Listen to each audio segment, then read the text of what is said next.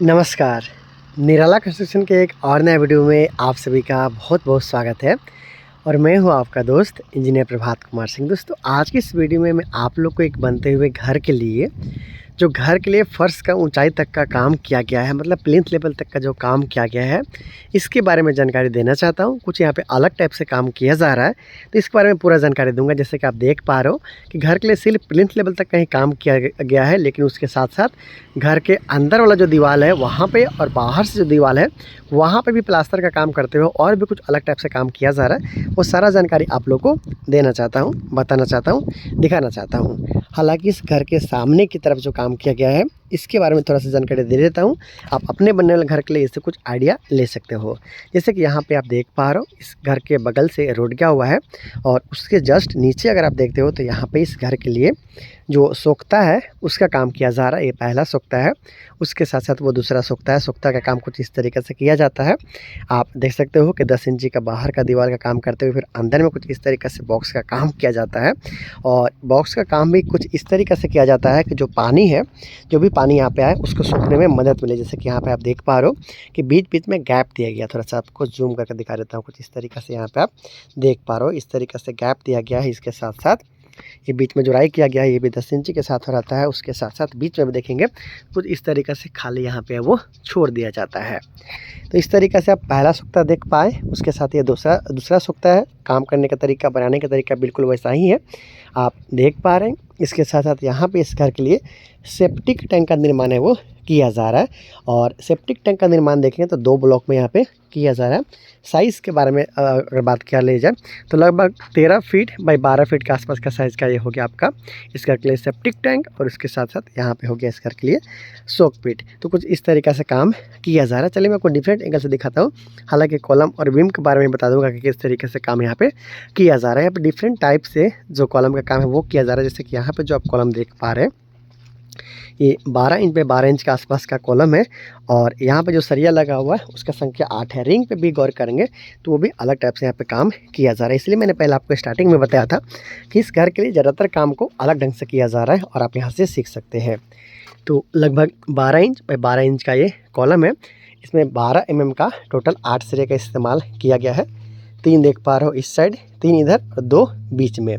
इसके साथ साथ रिंग का बात करें तो यहाँ पे मेन रिंग का काम किया गया। उसके साथ साथ सपोर्टिंग रिंग का काम कुछ इस तरीके से किया गया। देखिए ये तो बाहर से एक जो रिंग है उसको देख पा रहे हो, सपोर्टिंग जो रिंग है उसको भी आप यहाँ पे देख पा रहे हैं। एक चीज़ और यहाँ से सीख सकते हैं कि यहाँ पे जो भी रिंग लगाया गया 2 तरीक़े से, उसका जो हुक है वो बिल्कुल कुछ इस तरीके से मोड़ा हुआ है। आप इसलिए यहाँ पे देख पा रहे हैं। हालांकि 90 डिग्री में बहुत सारे लोग रिंग मोड़ के लगा देते हैं, लेकिन यहाँ पे 135 डिग्री का रिंग है वो मोड़ा गया है। चाहे आप ये सपोर्टिंग रिंग का बात कर ले या फिर यहाँ पे जो मेन रिंग है उसको भी देखेंगे। यहाँ पे ये जो मेन रिंग है उसको भी देखेंगे तो 135 डिग्री में यहाँ पे मोड़ा गया, जो कि काफ़ी अच्छा बात है। ऐसा ही रिंग आपको अपने घर में भी लगवाना चाहिए। कॉलम किसी भी साइज़ का हो, आपको 135 डिग्री में उसको मोड़ा हुआ होना चाहिए।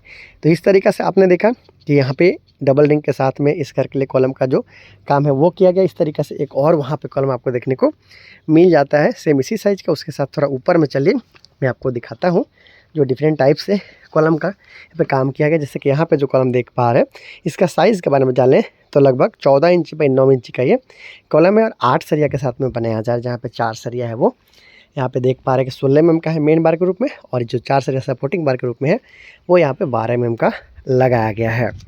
तो 8 सरिया के साथ में यहाँ पे काम किया जा रहा है। और इसके साथ साथ यहाँ पे भी आपने देखा था कि 8 सरिया के साथ में काम किया जा रहा है। कॉलम का साइज़ भी अलग है और उसके साथ साथ रिंग बांधने का तरीका भी है वो अलग है। हालांकि जो ज़्यादातर कॉलम है वो इसी साइज़ के साथ में यहाँ पे काम है वो किया जा रहा है। आप देख पा रहे हैं 6 सरिया के साथ, 4 सरिया 16 mm और 2 सरिया 12 mm। यहाँ पे देख सकते हो, उधर देख सकते हैं, कुछ इस तरीके से काम है वो किया जा रहा है। लेकिन जहाँ पे ज़्यादा लोड है वहाँ पे कुछ इस तरीक़े से हेवी कॉलम का इस्तेमाल है वो किया जा रहा है। मिट्टी का जो भराई है वो कुछ जगह पे कंप्लीट किया जा चुका है, आप इस तरीक़े से देख पा रहे हो। और घर के अंदर में जो मिट्टी का काम किया जा रहा है तो अंदर से भी यहाँ पे प्लास्टर का काम किया गया। हालांकि बजट इससे आपका थोड़ा बढ़ सकता है। ये देखिए कुछ इस तरीक़े से यहाँ से आप ठीक ढंग से समझ पाएंगे। यहाँ पे देखिए मिट्टी डालने का काम हालांकि यहाँ पे बाकी है। इस तरीक़े से यहाँ पे प्लेन बीम का काम किया गया, उसके बाद फिर यहाँ पे जोड़ाई का काम किया गया, उसके बाद फिर अंदर से भी इस तरीके से प्लास्टर का काम वो किया गया। तो ऐसे में कंस्ट्रक्शन कॉस्ट आपका बढ़ सकता है। मजबूती की बात है तो अगर आप कॉलम और बीम का सही तरीके से काम करते हैं कॉलम टू कॉलम का दूरी का ध्यान रखते हैं, लगा हुआ सरिया का ध्यान देते हैं, तो फिर इतना करने की ज़रूरत नहीं है। चलिए मैं आपको बाहर से भी दिखा देता हूँ कि किस तरीक़े से इस घर का काम को किया जा रहा है। आने वाला दिन में इस घर में आपको 4 बेडरूम के अलावा एक बड़ा साइज़ का आप देख पा रहे हैं कि हॉल, उसके साथ साथ डाइनिंग एरिया अलग से आपको देखने को मिलेगा। वो सारा जानकारी आप लोग को दूंगा, बताऊंगा कि किस तरीक़ा से इस घर को कंप्लीट किया गया। चलिए मैं आपको डिफरेंट एंगल से भी दिखा देता हूँ कि घर को किस तरीक़ा से बनाया जा रहा है। तो देख लीजिए दोस्तों, कुछ इस तरीक़ा से इस घर के लिए जो प्लिंथ लेवल तक का काम है वो किया गया है। प्लास्टर का काम बाहर से भी कंप्लीट कर लिया गया है, अंदर से भी कर लिया गया है। इसके बाद में फिर यहाँ पे बीम का काम है वो किया जाएगा। बीम बांधने के बाद में फिर ऊपर का ब्रिक वर्क करते हुए ऊपर काम किया जाएगा। तो बहुत सारा लोग होते हैं, वो ज़्यादातर लोग रहते हैं जो घर के बाहर से प्लास्टर का काम है वो घर के छत के ढलाई के बाद करते हैं, लेकिन यहाँ पे पहले ही कर लिया गया है। और कारण इसके पीछे ये भी हो सकता है कि ज़्यादा यहाँ पे सॉइल फिलिंग करना है, ज़्यादा मिट्टी का फ्राई करना है, तो बाहर की तरफ फेंक न दे, इसके लिए यहाँ पे दोनों तरफ से प्लास्टर का काम है वो किया गया है, दीवार को मजबूत देने के लिए। हालांकि नियम ये कहता है कि 3.5 से 4 फीट के आसपास तक का अगर ज़्यादा आपको ऊंचाई है तो फिर आपको डबल बीम प्रोवाइड करना चाहिए। तो अगर नियम से बनाया जाता अगर, तो यहाँ पे नीचे में आपको ग्राउंड बीम तो यहाँ पे दिया ही गया है, प्लेस बीम तो यहाँ पे दिया ही जाएगा। इसके साथ बीच में सपोर्टिंग बीम में एक यहाँ पे होना चाहिए, क्योंकि ऊंचाई यहाँ पे 3.5 फीट से ज़्यादा हो रहा है। तो इस तरीके से काम किया जा रहा है। सभी लोग का काम करने का तरीका अपना अपना होता है, बजट अपना अपना होता है, सभी अपने तरीक़ा से घर का काम करवाते हैं। ये काम आपको कैसा लगा और इसमें आपको क्या करना है कमेंट बॉक्स में ज़रूर बता दीजिएगा। तो बहुत जल्दी मिलता है अगले वीडियो में। Thank you so much.